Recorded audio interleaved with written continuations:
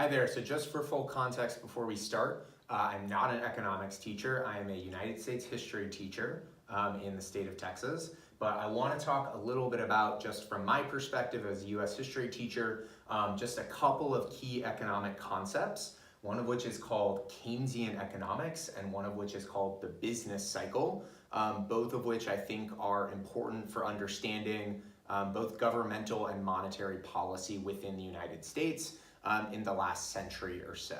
And as I said, I want to start with Keynesian economics.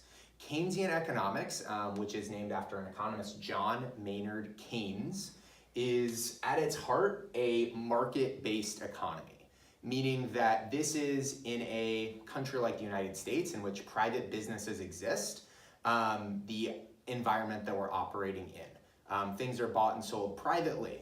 But one of the keys with Keynesian economics is John Maynard Keynes posited that some kind of government should take an active role in order to smooth out what are sometimes called shocks or booms and busts in what's called the business cycle, which you can see over to my right. Keynesian economics is contingent on an idea that's called often aggregate demand, which is across, for example, the entire United States. How much demand is there for products, services, any kind of entertainment, any kind of manufactured good, any kind of intellectual property. And what it posits is this: with the business cycle, aggregate demand is going to move up and down. And that by the government taking a role in helping to smooth this out during periods of low demand, which can lead to depression, we can help to smooth out the business cycle. And just so you know, this is not actually a super out there or crazy theory. This is not necessarily a left-wing Democrat theory or a right-wing Republican theory. This has basically been the dominant organizing principle in market economies, for the most part, since about the 1930s.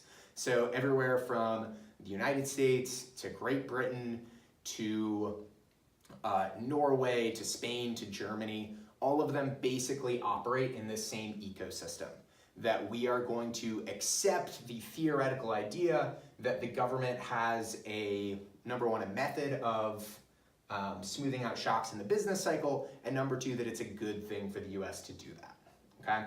So I wanna step over here really quickly and talk about the business cycle. The first thing that you're gonna notice is this is a really simplified image, okay? There are no years on it. There is no scale on it, which I know are all no-nos when you're making a graph. But since this is just a theoretical idea for our purposes, I don't have to scale anything. All I want to show you is this blue line right here, which is moving right across the middle. This is the long-term rate of average growth in the United States. Let's say it's at 4%. I'm making up a number. Again, it doesn't matter. But let's say this is our long-term average growth, whatever it is. The purple line represents what we sometimes call the business cycle. And the idea with this over time is that, and it can be on a short, long time scale of about a year, a long time scale, 12 years, the US or any nation's economy is going to generally move through periods of expansion where we are growing at a faster rate than the average growth rate, or a slower rate, which can sometimes be recession, where the economy is not growing very fast, or in fact, it is shrinking. Now, according to Keynesian economics, each of these represent inefficiencies in the market. And again, the idea with Keynesian economics here is that the federal government has, number one, the ability to smooth this out, and number two, it is the right thing to smooth it out. Now, because I'm talking about what is the purpose of the government, what should the government be doing, how should they be spending money, and because I'm a US history teacher, I want to offer a little bit of historical context.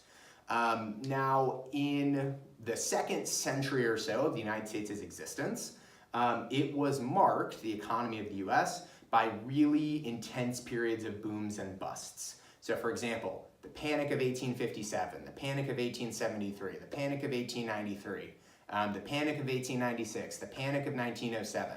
These are just some more of the major ones. These are all periods in which the economy of the United States, for many reasons, experienced rates of either growth very much slowing down or the US economy actually shrinking. These, of course, would be balanced out by periods in the middle here where the economy was expanding at a really rapid rate. Now, you can say, well, over time, the average economy is still growing, but to many central planners, this kind of presents a problem.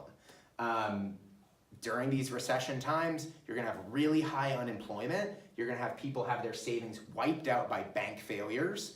You're gonna have the GDP, the trade of a country, really, really, really drop. It's going to be super problematic, especially for the little guy during these periods of recession. And of course, these times are great for a lot of people, but not for everybody. And again, you might have everything wiped out during this period of recession. So what Keynesian economics might say is, well, why don't we try and make these highs not so insanely high and these lows not so insanely low, and try to kind of smooth out the business cycle, okay? Now, initially, I know what a lot of people are gonna say is, well, cool, you smoothed out the recessions so they're not so bad, but why would you wanna slow down growth? Here's why. Number one, there actually are some downsides to extreme growth, one of which is sometimes referred to as inflation, where money loses its value over time. Over time, if inflation gets really, really bad, people's money becomes almost worthless. That can sometimes be called hyperinflation. And that's a problem for a lot of people, okay? So just so you know, again, this is Keynesian economics, the idea that the whatever government of some country has the ability to either speed up or slow down the business cycle somewhat in order to correct inefficiencies. In just a moment, I'm going to talk about, well, how does actually the federal government or whatever managing body do these things?